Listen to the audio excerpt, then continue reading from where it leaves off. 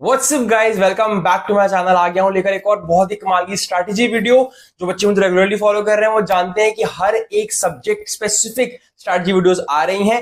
Already science के बच्चों के लिए यानी पीसीएम डल चुका है, इकोनॉमिक्स की डल चुकी है, जनरल एप्टीट्यूड टेस्ट की डल चुकी है, एंड हाँ यही डली है फिलहाल तो, है ना। और मैथ्स की डल चुकी है भाई। साइंस का हो गया, मैथ्स हो गया, अब बचा अकाउंट्स बिजनेस और एक आएगी ह्यूमैनिटीज के बच्चों के लिए, जिसमें एक ह्यूमैनिटीज का टॉपर बताएगा कि भाई उसने कैसे 800 में से 750 प्लस स्कोर किया। तो वो वीडियो भी जल्दी आ जाएगी। वो मैं कोशिश कर रहा हूँ लास्ट 30 डेज स्ट्रैटेजी टाइप का बनवाऊं उससे, तो जल्दी आ जाएगी। ठीक है, ओके। चैनल पर नए हो सब्सक्राइब करके बेल आइकन दबाओ। आज मैं बताऊंगा कि भाई मैंने कैसे सीयूईटी में अच्छा स्कोर किया था। पहले ही बता दूं, इंग्लिश को लोग बहुत हल्के में लेते हैं। मैं बहुत बड़ा शेर हूं, मुझे इंग्लिश बचपन से आ रही है, बचपन से पढ़ रहे हैं, मैं तो कर लूंगा, मैं यही समझता था। एंड 2022 में जब मैंने एग्जाम दिया, मेरे लिटरली 40 में से 6 क्वेश्चन गलत हो गए थे। I could get only 34 right. अब आपको लगेगा यार स्कूल का एग्जाम होता तो 34 तो अच्छे मार्क्स है 40 में से, बट सीयूईटी में ऐसा नहीं होता है। अगर 40 में से 34 आपके सही है, मतलब 6 गलत, तो 6 इंटू 5 30 मार्क्स गए, प्लस हर एक क्वेश्चन का -1 का नेगेटिव मार्क भी होता है, 36 मार्क्स कट गए। तो 200 में से सिर्फ और सिर्फ 164 नंबर आए थे, तो which was very much less अगर सीयूटी के टर्म्स में देखा जाए। फिर मैंने, आपको जैसे कि पता ही है, मेरे को फर्स्ट ईयर में मेरा डिजायर्ड कोर्स नहीं मिला। दिल्ली यूनिवर्सिटी में एडमिशन मिल गया था, बट जो कोर्स मुझे करना था वो नहीं मिला था। शायद इको ऑनर्स मिला था श्यामलाल कॉलेज में। I am not defaming any college, की बहुत बुरा कॉलेज है, मुझे नहीं करना था ना वो, तो मैंने छोड़ दिया, मैंने ड्रॉप ले लिया। और मुझे वैसे भी जामा मिला इस्लामिया से बीबीए करना था, मुझे किसी ने गाइड किया था कि वहां से करो, it's better and it is actually good, तो वही कर रहा हूँ। फिर मैंने ड्रॉप लेकर नेक्स्ट टाइम दिया, मैंने इंग्लिश को अच्छे से पढ़ा, एंड फिर जाके मेरे बेहतरीन मार्क्स आए कि मैंने 200, मेरे जो 40 क्वेश्चन मैंने अटेम्प्ट किए, 40 क्वेश्चन 40 मिनट में ही करने होते थे, मेरा सिर्फ और सिर्फ 2 क्वेश्चन गलत हुए थे, यानी I scored 188 marks. But normalisation थी उस टाइम पे, तो थोड़ा सा और कम कर दिया इसको, एक ऑड फिगर पे लिया, डजंट मैटर। आंसर की मैच करने का मेरे कितने सही हो मैं आपको वो बता रहा हूँ, सीयूटी एनटीए के ऑफिशियल आंसर की। ठीक है, तो आप भी क्या इंप्रूवमेंट्स कर सकते हो, क्या इस बार के सिलेबस में और चेंजेस जो आए उनसे क्या फर्क पड़ेगा, और क्या क्या बदलाव होते हैं जो एक बच्चे को लाने पड़ते हैं अगर उसे इंग्लिश में अच्छा करना है। बिकॉज इंग्लिश को लोग मजाक समझते हैं, अगर इंग्लिश तो हो ही जाएगी, नहीं। ठीक है, आज की वीडियो में बात करेंगे detail syllabus, strategy, material and everything. ठीक है, चलिए वीडियो को स्टार्ट करते हैं। सबसे पहली बात, सिलेबस को जान लो। अब देखो जो साइट पे सिलेबस है तो कुछ इस तरह का दिख रहा है। यहाँ पर तो बेसिक चीजें लिखी हुई है भैया।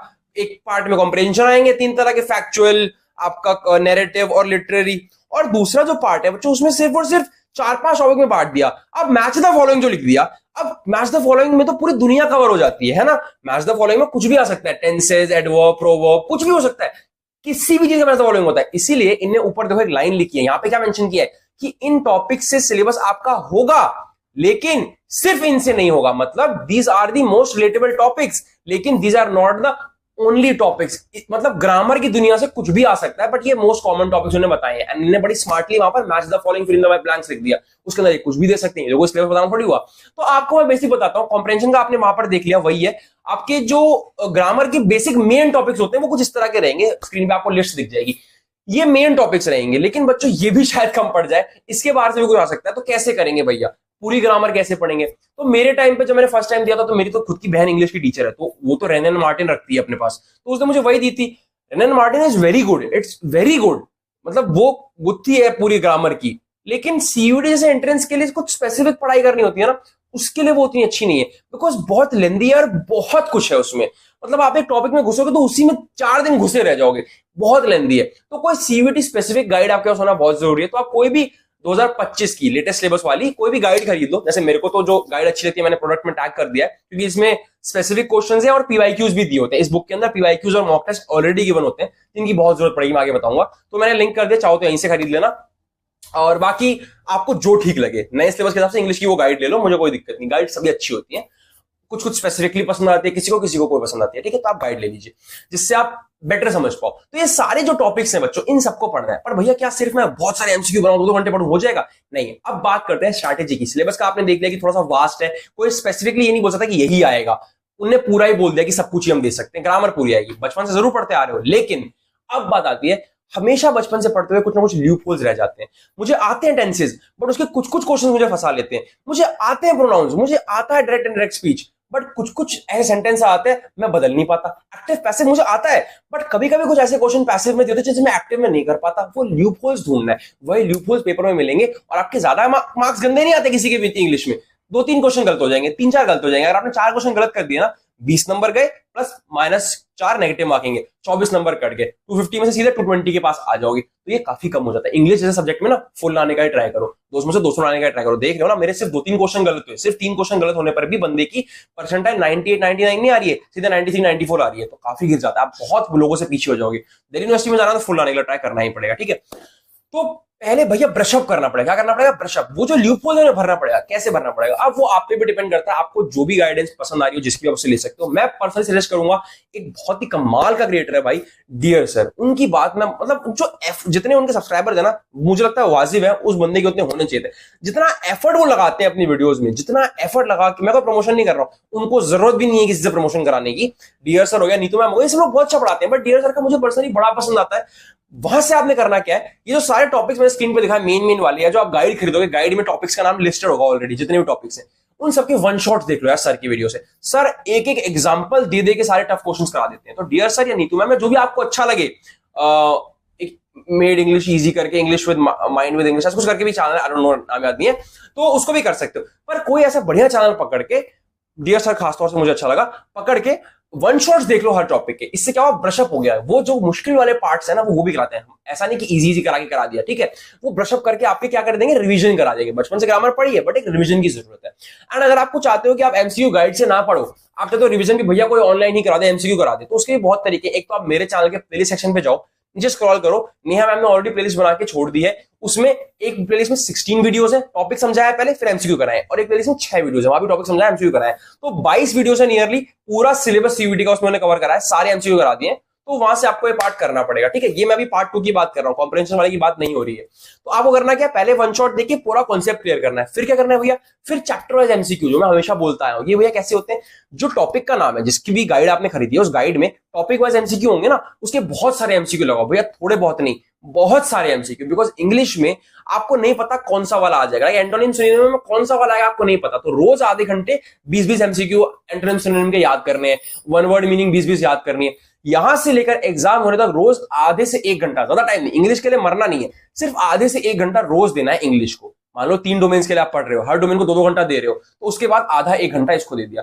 दिन में 7-8 घंटे तो आप पढ़ोगे ना। देखो ये जो बचे हुए 30-40 दिन है, इसी में मेहनत है। फिर सोना है आपको, फिर कोई काम नहीं है, फिर सिर्फ यूनिवर्सिटी डिफरेंट फॉर्म्स भरने, वो फॉर्म तो मैं ही भरवा दूंगा, सारी अपडेट मैं ही दे दूंगा, दिल्ली यूनिवर्सिटी का पूरा प्रोसेस भी मैं ही करवा दूंगा। आपको कुछ पढ़ना लिखना नहीं है इसके बाद, बस ये 40 दिन बचे हैं लाइफ के, इसमें पढ़ लो, इसमें 7 से 8 घंटा पढ़ लो रोज, कमाल कर जाओगे, समझ गए। तो करना क्या, वन शॉट देखना है, उसके बाद चैप्टर वाइज एमसीक्यू लगाने। अब जो मैंने गलती की थी, जिसकी वजह से सेकंड टाइम भी मैं कुछ क्वेश्चंस में फंस रहा था, या 2-3 क्वेश्चन मेरे गलत भी हो गए, वो ये था कि मैंने ओवरऑल मार्क्स नहीं लगाए थे। टाइम का आइडिया, कॉम्प्रिहेंशन को कितना टाइम देना है, ये सब आइडिया कैसे लगता है जब आप ओवरऑल बॉक्स लगाते हो। तो आपको पहले करना है ब्रशअप, अपने सारे कॉन्सेप्ट्स को वन शॉट्स देखने हैं किसी भी टीचर के, या मेरे चैनल पे प्लेलिस्ट सेक्शन में जाओ, नेहा मैम की वीडियोस जो है उसी को देखकर अपना कंटेंट भी आप समझ जाओगे थोड़ा सा, और एमसीक्यू भी देख लोगे।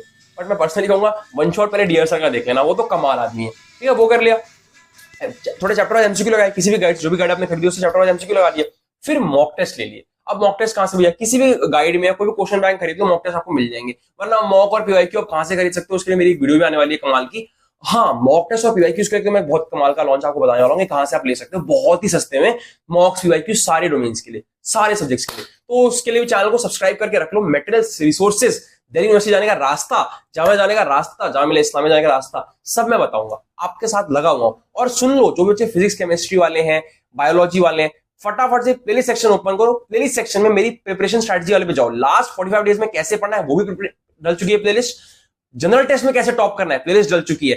एंड कैसे आपको फिजिक्स केमिस्ट्री के सिलेबस को बांटना है, इंपॉर्टेंट टॉपिक्स क्या होते हैं, टॉपर ने खुद समझाया। तो टॉपर स्ट्रेटजी वहां पे डल चुकी है, जाकर देख लो। हर सब्जेक्ट की अवेलेबल है, इकोनॉमिक्स वाली भी चले जाओ, बिजनेस और अकाउंट्स की आने वाली है, ह्यूमैनिटीज की आने वाली है। चैनल को सब्सक्राइब करके रखना, बेल आइकन दबा के रखना। तो ये तो हो गया भैया तरीका क्या है, पहले हमने वन शॉट देखिए, कॉन्सेप्ट क्लियर करना है, फिर हमें चैप्टर वाइज एमसीक्यू बनाना है, उसका हमें फुल होल लेंथ मॉक्स देने। अब भैया कॉम्प्रिहेंशन का कैसे करें, उसके कोई वन शॉट भी नहीं सिखाता, क्या करें कॉम्प्रिहेंशन के लिए। अब सीयूटी अड्डा में शायद एक मैम है, आई डोंट नो कौन सी मैम है, प्रियंका मैम या क्या नाम है यार, जो इंग्लिश पढ़ाती है यार, वहां पे फेमस है वो भी काफी, उनके यहाँ से देखना। मैंने कॉम्प्रिहेंशन रीडिंग के उनके देखा है, वो अच्छा एक्सप्लेन करती है, वो देख सकते हो। या फिर उसका एक ही तरीका है, बहुत सारे कॉम्प्रिहेंशन बनाओ, खास तौर से पोएटिक वाले कॉम्प्रिहेंशन में। एक होती है पोयम आती है, पोयम से बहुत सारे क्वेश्चन आते हैं, जो बड़ा सा वो आता है लेंथी सा पैराग्राफ, वो मुश्किल नहीं है, उसमें आप ढूंढ लोगे आंसर, उसमें कहां लिखा हुआ है। मुश्किल इसमें होता है जो पोएम के थ्रू आंसर ढूंढना होता है, वो पोएटिक वाले मुश्किल है, पोएटिक डिवाइसेस वाले मुश्किल है। ये पोएटिक डिवाइस वगैरह वो मैम ने अच्छा सिखाया, जो भी सीयूटी अड्डा में जो वो इंग्लिश पढ़ाती हैं, उन मैम से कर लेना, ठीक है। एंड बहुत सारे एमसीक्यू बनाना। तो ये कैसे एमसीक्यू बनाएंगे? कॉम्प्रेंशन की भी जो क्वेश्चन बैंक या जो भी गाइड आप खरीदो, जो मैंने लिंक डाला है ना प्रोडक्ट का, ये ले लेना, इसमें आपको कॉम्प्रेंशन के बड़े सारे एग्जांपल मिल जाएंगे। बहुत सारे एग्जांपल्स लगाओ, तरीका सीख जाओगे कैसे आंसर ढूंढा जाता है।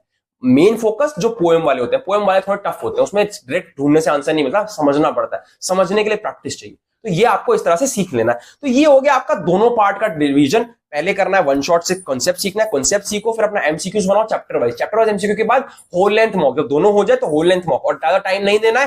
रोज 1 घंटा मैक्सिमम, इंग्लिश को 1 घंटा रोज देना है। यहां से लेकर 40 दिन तक अगले करा ना, English practice makes a man perfect को बहुत चीजें फॉलो करती है। अगर आपने रोज इंग्लिश करी, आप 200 में से 200, 250 में से 250, तो 250 का हो गया ना, 250 में से 250 लाओगे ही लाओगे, और दिल्ली यूनिवर्सिटी, जामिया इस्लामिया, बीएचयू, बड़ी बड़ी यूनिवर्सिटी जाओगे ही जाओगे। तो ये थी मेरी प्रिपरेशन स्ट्रेटेजी, कैसे मैंने किया, कहां मैं लैग कर गया, मैंने वही बता दिया कि मैंने फुल लेंथ मॉक्स नहीं बनाए थे। आप जरूर बनाना मॉक्स और पीवाईक्यूज को छोड़ना मत। और उसको मॉक्स और पीवाईक्यू के रिसोर्सेज में अगले आने वाले 1-2 वीडियो में लॉन्च भी करूंगा कि कहां से आप ले सकते हो बहुत सस्ते में, एकदम मिनिमल कॉस्ट में।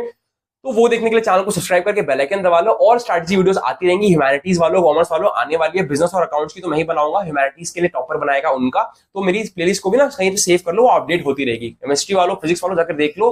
मेरी फ्रेंड है, उसने एकदम डिटेल में आपको बताया कि वो कैसे टॉप कॉलेज को एक्सेल कर पाए, ठीक है। All the very best for your entrance exams. Thank you so much for coming to the end of the video. Bye bye. Excel करोगे सब लोग, ओके। All the best.